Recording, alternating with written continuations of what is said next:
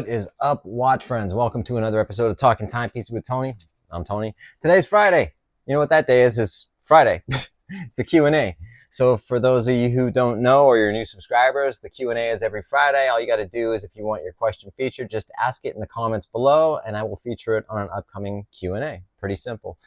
I get a lot of really good questions a lot of the time. And then for that video I did last night regarding all the stolen watches, I did get all the reference numbers, model numbers, serial numbers, and every watch that was stolen. I got a whole list. The dude had everything from Rolex Daytonas to all the way to Patek Philippe annual calendars, Nautilus, Aquanauts, everything, man. Poor guy. 40 some odd watches. But I did get that list to just about everyone from LA to New York. And I did talk to a couple of gray market dealers last night. I got them on the phone. I go, look, this is what's going on. These watches are stolen, blah, blah, blah. And I sent the list to everyone. So we'll see what happens. And I do appreciate some of the comments you guys made, about whether it was an inside job or whatever. Look, man, that being said, the way I look at it is that I'm helping a friend out. And as far as I'm concerned, I hope that whoever's involved in stealing the watches get caught, and I hope the watches get recovered. That's it. So the first question I got today comes from R Hall 5625. Hey Tony, what do you think of the 34 millimeter watches such as a Rolex Date or late 90s Air Kings? They're okay.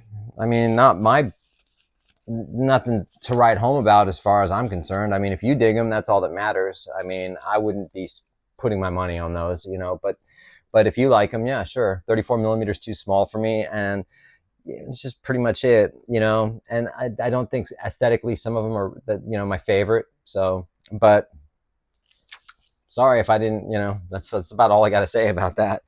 Thanks for your question, dude. This one comes from Ristopia 4101. Question for next time. Is Jessica / Aussie watch okay? Seems she shone really brightly, then suddenly disappeared. Okay, yeah, for those of you who don't know her, Jessica Aussie wristwatch. She had a YouTube channel in Australia. She is a friend of mine. And even last year, she came out and visited. In fact, I got my Omega Moonswatch she brought for me from Australia. She bought it for me and brought it over. I gave her the money back, but she came out. She's an awesome chick, man. And I really liked her channel too. She didn't have she was really working her way, and she was really starting to learn a lot about watches. So what I did, Ristopia, is I reached out to her and I asked her if she's okay. And she sent me a message back saying she's fine, she's doing well, she's working a regular day job now, and she just doesn't have time to put into her channel. And she said that sucks, but that's just life got in the way, you know what I mean? She's doing other things, but she's okay, and that's the most important thing, right? So thanks for your question, dude. I appreciate it as always. This one comes from Magoo 633. Mr. Magoo? Hey Tony, I appreciate your dedication to content creation. Keep up the good work. Thanks, dude. I appreciate that. My question is, I just bought my first Rolex. I chose the Bluesy and I really love it. Congratulations, dude. Awesome. Already thinking about my next purchase, and I'm leaning heavily toward the left-handed GMT. What are your thoughts? The Sprite. Yeah, I mean, cool, dude, if that's your thing. Again, it's another one of those things, yeah. I think I have another GMT question in here about that. I like the Sprite. I love I like the color, the green and black bezel, but, I don't like the left-handed thing. I'm left-handed and I wear my watch on my right. Oh, by the way, speaking of that, I am wearing my GMT. I just happen to wear, what you would consider a right-hand watch. Most people wear their watch on their left hand. I wear mine on my right hand, and I prefer having it the way that it is. The crown doesn't dig into my wrist when I do that. So, but if you dig it, man, cool. Thanks for your question, dude. This one comes from Saint 1 TCH or ST1 TCH 87. Hey Tony, in the past few years, as interest in watches has ramped up, have you found yourself looking at or buying watches for the wrong reasons, such as the piece being flex, show off piece, or do you stay true to what you actually like? Thanks, man. Dude, I'm ramping up. I don't know if they're ramping up or kind of ramping down, but at the same time, I buy what I like, man. You know, maybe when I was in my 20s, I would do something like that. You know, where all I gotta have is got diamonds on it, it's bling. But now, no, I don't waste my money on shit that I don't want. So, although I have bought watches that I thought I liked, and it's not anything to do with hype or anything like that. I like what I like. You know what I mean? Some of the watches that I like happen to be hype watches, but I liked them before they became hype watches. So, and I am really low key, man. I have no desire to show off to anyone. You know, it's like, you know, with what I drive, with what I do, with how I dress, you would never know. You know what I mean? I'm just super under the radar, low key. You know what I mean? So anyway, thanks for your question, man. This one comes from Jim Watson 6363. Tony, I know you didn't wait long for your GMT Batman. I'm jealous of that. Would your AD have been upset if you would have gone to the gray market to get that watch? I know you saved quite a bit not doing that. The GMT root beer on the gray market is getting near retail, and my AD thinks he might have one for me next year. Next year, where are we at? July. I'm not sure I want to wait. I've got a good relationship with my AD, and I wouldn't want to harm that. My AD probably wouldn't care so much. He'd probably go, "Why are you being stupid, dude? Why are you spending, you know, if it's over retail when you can get it at retail?" But I get it. You know, if you're buying it at retail, it just depends if you want to wait or not. And if they're going near retail, just make sure you're getting a legit, you know, watch and you're buying it from a legit source. And as long as you're happy with it, you know, all you got to do is just I would tell your AD though that you bought it so he doesn't, you know, think of you when the watch comes in, you know what I mean? They can give it to someone else right away. You know, they get rid of those watches pretty quick. So it's not like that. It's not like they specifically ordered it for you and, you know, Rolex are making it for you. And then you go, "Hey, I got it somewhere else." It's like, dude, you know, so I wouldn't worry about it, but it's up to you. So thanks for your question, Jim Watson. Next question comes from Redondo Dom. Nice watch. How do you know this is white gold versus stainless steel? You're talking about my Cartier Ballon Blanc. Ballon Blanc. Blanc. How do I know? Because the guy at the swap meet who sold it to me told me it was. I mean, I should believe that, right? So I don't know if your question is actually being that kind of like weird, or if you just like maybe you're from somewhere else and you're just not, you know. How do I know that this is white gold versus stainless steel? Well, when you first and foremost, when you purchase a gold watch, it's going to have hallmarks on it. Okay, a hallmark is going to tell you what it is on the back of the watch. There, it's got your hallmarks, which is 750, which is Cartier, which is 75% solid gold, with other alloys that are in it. Same here with the buckle. Also, the price might throw you off a little bit from the stainless steel version. You know what I mean? So, also stainless steel, although it looks although you wouldn't be able to tell by looking at this, you have to have very carefully.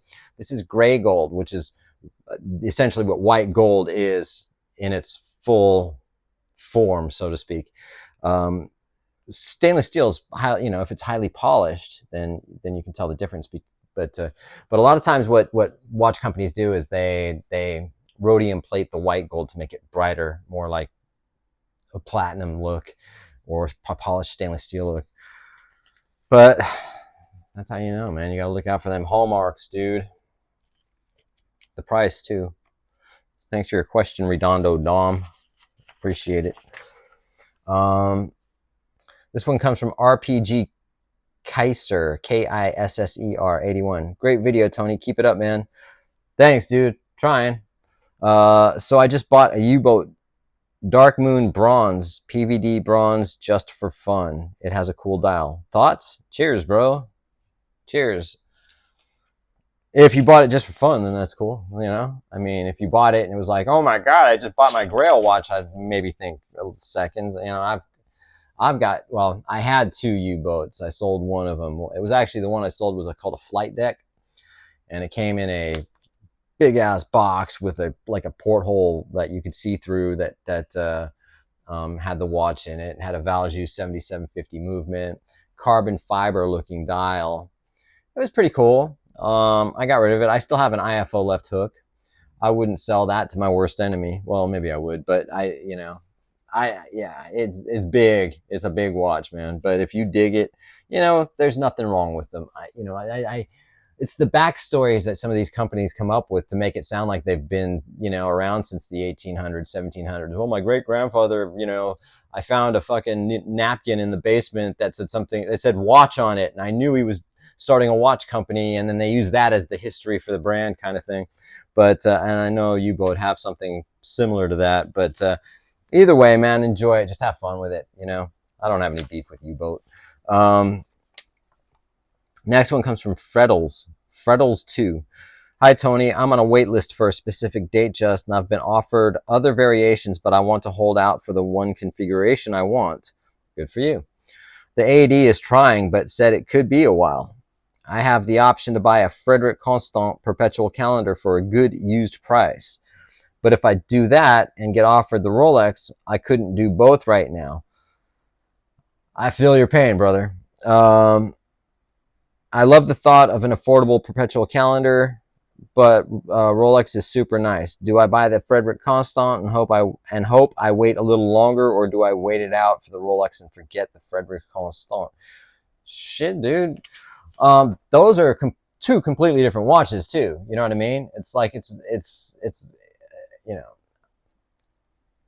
I would wait. You're going to spend money on, so it's like, I can't get your date just right now, but here's this lovely Frédérique Constant annual calendar. Frédérique Constant make good watches, man. I've had several of them. They make really good watches. If you like it, then buy it and hope that it doesn't happen. But usually what happens in my case, it'd be something like that. All right, I'll get this and just hold off on that. And then the next day it's like, guess what? And I'm like, fuck, So it's up to you, man. I can't tell you what to do. I would say hold off and wait, because Frédérique Constants are always going to be around. They're always going to be cheap. They're going to get cheaper. With used Frédérique Constants, they don't hold any value. So I would hold off. Yeah, you know what I mean? Or pick another date just that might come in sooner. You know what I mean? Another color. But you want what you want. You like what you like. I would stick with it, man. Thanks for your question, dude. This comes from watch_talks. Hey, Tony, I've been collecting watches now for 3 years. It went AliExpress. All right. Orient, Tissot, Oris, Omega, Seamaster. I'm now on the list for a sub. My question is, will I ever stop looking past my next watch? Will I ever be content for 6 months, or will I always be on the hunt? Please help. I'm falling down the rabbit hole.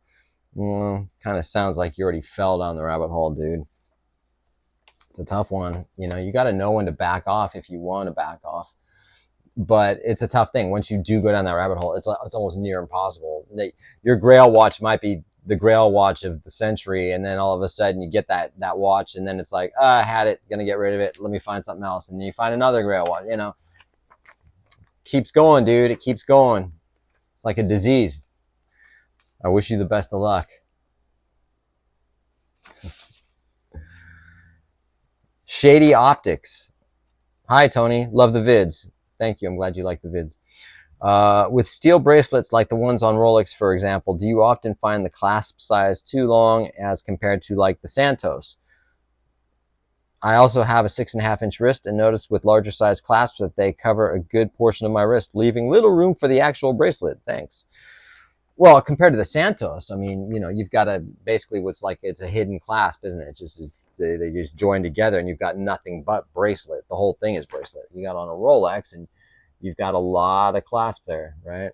So yeah, but it doesn't bother me. I mean, it's not like, oh, geez, I had a Datejust with a hidden clasp, but just the little tiny crown. What's that called? A Super Jubilee. But it doesn't bother me, man. I just take each watch for what they are, whether they're flaws or whether they have little things or whether it is, but I don't let something like that bother me. I mean, it's like saying the lugs on the Nomos are too long, and you go, you know what? It is what it is, So, yeah. Thanks for your question, man. Okay, so next one, Angie Vingunas. That guy. G'day, Tony. Best watch channel on YouTube. Thanks, man. Angevin from Sydney, Australia. That's how you say your name. And I recognize that now. Australia, mate. Good day. You watch Neighbours? It's an Australian TV show. But he probably knows that. You guys might not. Please read my question. Which Rolex would you choose between the Batman or the Sprite? Yes, I know, aspirational, but just wanted your opinion. Take care, bro, from down under. Batman or Batgirl, you know, I mean, all day long, every day long. I just talked about it, so I'm not really a huge fan of Sprite. Plus, I had a Sprite for a minute. I bought it for someone else, but it's like I had it. I did a review on it. It's a nice watch, man. And if you like it, by all means, you know. But for me, I will take the Batgirl or the Batman any day of the week. So that being said, I really appreciate all you guys. I hope you continue to like and subscribe and do all the things that make the YouTube algorithms do whatever they do. And we'll catch you tomorrow. Stick around.